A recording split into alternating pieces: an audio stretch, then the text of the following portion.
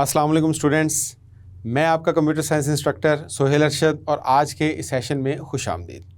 Students, आज के इस सेशन में हम चैप्टर नंबर 6 की एक्सरसाइज स्टार्ट करेंगे। इस एक्सरसाइज के अंदर हम इस पूरे चैप्टर की जो है वो प्रैक्टिस करेंगे। तो चलिए आइए आज का लेक्चर स्टार्ट करते हैं। बेटा, चैप्टर नंबर 6 की एक्सरसाइज आज हम स्टार्ट करेंगे। इस एक्सरसाइज में सबसे पहले हमारे पास फिल इन द ब्लैंक्स हैं। हम फिल इन द ब्लैंक्स देखेंगे, उसके बाद MCQs हैं, उसके बाद ट्रू फॉल्स हैं और इसी तरह से क्वेश्चंस हैं हमारे पास। तो चलिए आइए फिल इन द ब्लैंक्स जो हैं वो स्टार्ट करते हैं। पहला क्वेश्चन हमारे पास है, the dash is specified in table to avoid duplicate entries of records. कौन सी ऐसी चीज़ है जो टेबल के अंदर हम स्पेसिफाई कर देते हैं ताकि हमारे जो रिकॉर्ड्स हैं उनकी डुप्लीकेशन जो है वो ना हो। तो बेटा, हम जानते हैं कि हम प्राइमरी की एक टेबल में इसीलिए लगाते हैं कि हमारे पास डुप्लीकेट एंट्रीज़ के जो चांसेस हैं वो ख़त्म हो जाए, क्योंकि प्राइमरी की एक टेबल के अंदर जो है वो एक ही होती है। तो यहाँ पे जो आंसर है वो हमारे पास आएगा प्राइमरी की। सेकंड क्वेश्चन हमारे पास है, in Microsoft Access the data of the table is displayed in. Microsoft Access के अंदर जो टेबल का डाटा है वो किस में नज़र आता है, किस व्यू के अंदर? Displayed in dash view. अब हम जानते हैं कि हमारे पास जो टेबल है उसके दो व्यूज़ हैं, एक डिज़ाइन व्यू और एक डाटा शीट व्यू।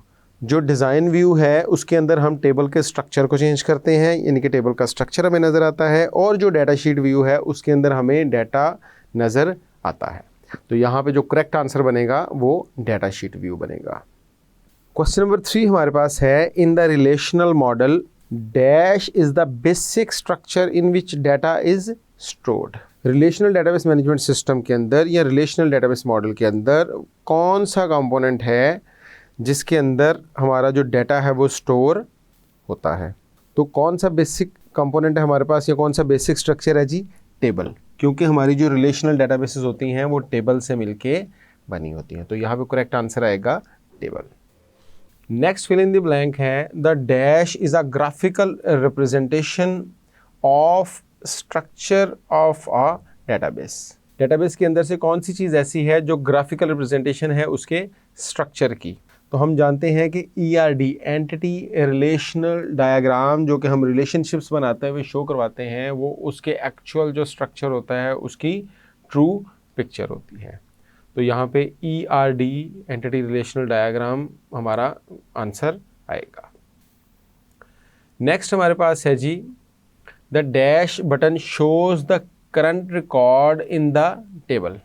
टेबल के अंदर जो करंट रिकॉर्ड हमारा होता है, जिसके अंदर हम इस टाइम पे फ़िलहाल हैं, यानी कि जब हम डेटाबेस में कोई टेबल ओपन करते हैं तो जो करंट रिकॉर्ड है वो राइट एरो की, यानी कि ऐसी एरो की जो राइट साइड में पॉइंट कर रही होती है, वो जो है वो शो करवाता है। राइट एरो की का बटन, राइट एरो हेड कह लें इसको। आपकी स्क्रीन पे भी ये सामने हमने शो करवा दिया, इसको देख सकते हैं आप। क्वेश्चन नंबर 6 हमारे पास है, इफ़ द प्राइमरी की is made up of group of 2 और मोर फील्ड्स। एक ऐसी प्राइमरी की जो 2 या 2 से ज़्यादा फील्ड से मिलके बनती है, तो हम जानते हैं कि हम उसको कंपोजिट की कहते हैं।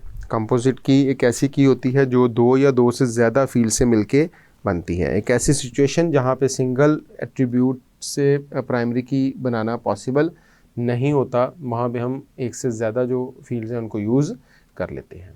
क्वेश्चन नंबर 7 है जी, dash are special characters that are used in queries to specify the criteria. जब हम क्यूरी के अंदर क्राइटेरिया स्पेसिफाई कर रहे होते हैं उस वक़्त कौन से स्पेशल कैरेक्टर्स हैं जो हमें हेल्प करते हैं क्राइटेरिया को स्पेसिफाई करने की?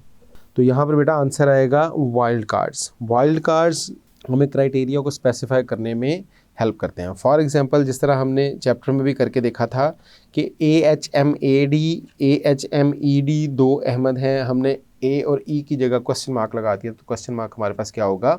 वाइल्ड कार्ड होगा। क्वेश्चन नंबर 8 है, in Microsoft Access the output of a query is in the form of a dash. Microsoft Access के अंदर जब हम एक क्यूरी लगाते हैं तो उसकी जो आउटपुट आती है वो हमें किस फॉर्म में नज़र आती है? तो हम जानते हैं कि माइक्रोसॉफ्ट एक्सेस में जो क्यूरी की आउटपुट है वो हमें एक टेबल की फॉर्म में नज़र आती है। ऐसा टेबल जो वर्चुअल टेबल कहलाता है, जो कि एग्जिस्ट नहीं करता। तो यहाँ पे फिल इन द ब्लैंक में हमारे पास टेबल आएगा। क्वेश्चन नंबर 9 है जी, a query that involves two table is called cross table query. एक ऐसी क्यूरी जिसके अंदर हम एक से ज़्यादा टेबल्स को जो है वो इन्वॉल्व करते हैं, उस क्यूरी को हम क्या कहते हैं? तो हम जानते हैं कि ऐसी क्यूरी जिसके अंदर हम एक से ज़्यादा टेबल्स को इन्वॉल्व करके जो है वो डाटा गेट करते हैं, उसको हम क्रॉस टैब क्यूरी कहते हैं। एक ऐसी क्यूरी जिसके अंदर हम एक से ज़्यादा जो टेबल्स हैं उनसे डाटा लेकर आते हैं, cross tab query. Cross tab इसका आंसर बनेगा। 10th जो फिल इन द ब्लैंक है हमारे पास, the wild card character dash is use to specify any number of characters. कौन सा ऐसा वाइल्ड कार्ड है जिसका मतलब होता है एनी नंबर ऑफ करेक्टर, यानी कि ऑल। तो हमने क्यूरीज लगाते हुए भी इसको देखा था कि स्टेरिक हमारे पास ऑल को रिप्रेजेंट करता है। अगर हम लिख देंगे ए स्टेरिक, इसका मतलब है ए से शुरू होने वाले सारे नाम। नेक्स्ट है जी, the dash data type is used when the field is to contain text consisting of about 300 characters। अगर हम एक ऐसा टेक्स्ट एंटर करना चाहें जिसके अंदर करेक्टर्स तकरीबन 300 हैं, तो हम कौन सी जो डाटा टाइप है उसको यूज़ करेंगे? तो हम जानते हैं कि हम इसमें मेमो डाटा टाइप यूज़ करेंगे, क्योंकि जो हमारी टेक्स्ट डाटा टाइप है तो वो 255 करेक्टर से ऊपर का डाटा स्टोर नहीं करती। नेक्स्ट क्वेश्चन हमारे पास है जी, the number of rows in a table of a relational database is called the dash of the table। एक टेबल की कितनी नंबर ऑफ रॉज हैं इसको हम क्या कहते हैं? तो हम जानते हैं कि जो नंबर ऑफ रॉज होती हैं टेबल की वो कार्डिनैलिटी कहलाती हैं, और जो नंबर ऑफ कॉलम्स होते हैं वो डिग्री ऑफ अ टेबल कहलाते हैं। तो यहाँ पे जो आंसर आएगा वो आएगा cardinality of the table. Question number 13 है जी, the number of columns in a table is called dash of the table. अभी मैंने जिक्र किया पिछले क्वेश्चन में कि जो हमारे पास नंबर ऑफ कॉलम्स हैं वो कहलाते हैं डिग्री ऑफ द टेबल। तो यहाँ पे क्या आंसर आएगा? Degree of table. Question number 14 है जी, a query that only retrieves and displays data. ऐसी क्यूरी जो सिर्फ डाटा को रिट्रीव करे और डिस्प्ले करवाए उसको क्या कहते हैं? उसको हम सिलेक्ट क्यूरी कहते हैं, क्योंकि सिलेक्ट क्यूरी का काम होता है डेटाबेस के अंदर से सिर्फ डाटा गेट करके लेकर आना और उसको शो करवाना। क्वेश्चन नंबर 15 है जी, the wild card character dash is use to specify a single digit. Single character के लिए हमने क्वेश्चन मार्क रखा था और सिंगल डिजिट के लिए हैश का साइन जो है वो यूज़ होता है। तो यहाँ पर फिल इन द ब्लैंक में जो करेक्ट आंसर आएगा वो हैश आएगा। तो बेटा फिल इन द ब्लैंक्स आपके कंप्लीट हो गए। अब हम जो MCQs हैं हमारे वो स्टार्ट करेंगे। फर्स्ट MCQ है जी, the data in table is entered in. किसी भी टेबल के अंदर हम जो डाटा एंटर करते हैं वो किस व्यू में एंटर करते हैं?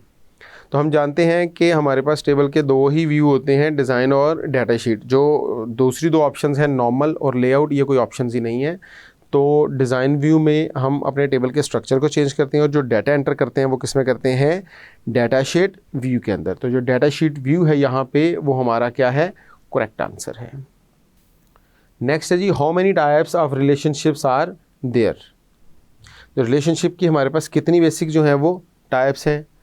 रिलेशनशिप की हमारे पास 3 टाइप्स हैं, 1 to 1, 1 to many और many to many रिलेशनशिप।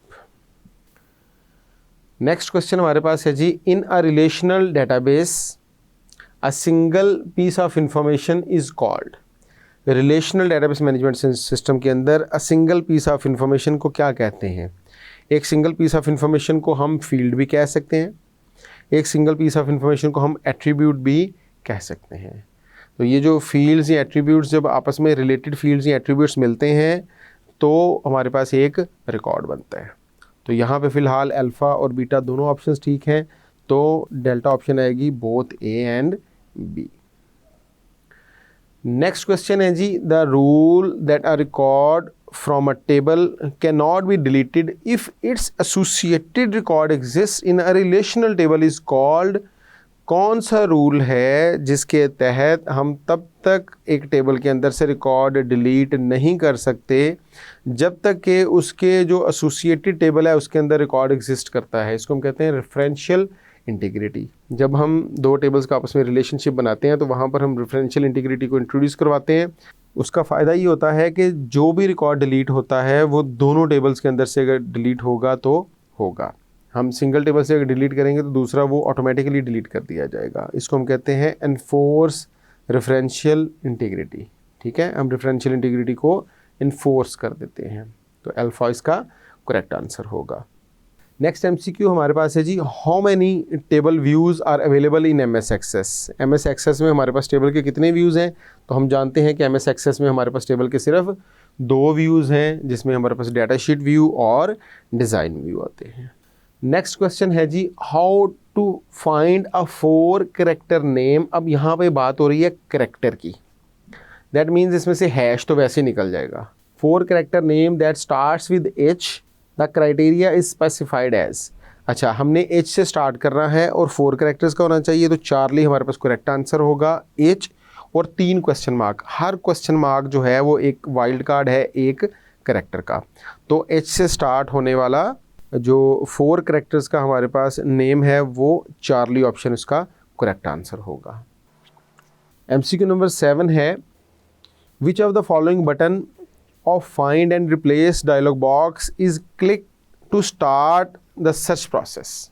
इनमें से कौन सा बटन जो है जब हम उसको प्रेस करते हैं फाइंड एंड रिप्लेस के डायलॉग बॉक्स के अंदर तो हमारा जो सर्च का प्रोसेस है वो स्टार्ट हो जाए। तो हम जानते हैं कि हम फाइंड के अंदर अपना जो क्राइटेरिया है वो लिखते हैं और जो भी हम सर्च करना चाहते हैं, फाइंड करना चाहते हैं, वो मेंशन करते हैं फाइंड के अंदर, और फाइंड नेक्स्ट का बटन हमारे पास बना होता है। जब हम उसको क्लिक करते हैं तो हम जो है वो सर्च का प्रोसेस हमारा स्टार्ट हो जाता है। एमसीक्यू नंबर 8 है, as in database view you can move from field to field in the table window in data sheet view using dash button। वो कह रहा है जी कि डिज़ाइन व्यू के अंदर जब हम होते हैं तो हम एक फील्ड से दूसरी फील्ड में जब मूव करना चाहते हैं टेबल विंडो के अंदर तो हम कौन सा जो है वो बटन यूज़ करते हैं। तो हम वहाँ पे टैब का बटन यूज़ करते हैं। टैब के ज़रिए हम फील्ड टू फील्ड जो है वो मूव कर सकते हैं। एमसीक्यू नंबर 9 है हमारे पास, the relationship between countries and their capitals is an example of dash relationship. तो हमारे पास country to capital 1 to 1 relationship होता है क्योंकि हर कंट्री का सिर्फ एक ही कैपिटल होगा। स्टूडेंट्स, आज के इस लेक्चर में हमने चैप्टर नंबर 6 की एक्सरसाइज का फर्स्ट हाफ किया। एक्सरसाइज के फर्स्ट हाफ में हमने फिल इन द ब्लैंक्स करके देखे, उसके बाद हमने इसमें एमसीक्यूज़ करके देखे। जैसा कि लास्ट लेक्चर में भी मैंने आपको बताया था कि आप इन एमसीक्यूज़ को डिफरेंट जगहों से सर्च करें और ज़्यादा से ज़्यादा प्रैक्टिस करने की कोशिश करें। उम्मीद है आज का लेक्चर आपको समझ आ गया होगा। इंशाल्लाह ताला नेक्स्ट लेक्चर में दोबारा मिलेंगे, तब तक के लिए अल्लाह हाफ़िज़।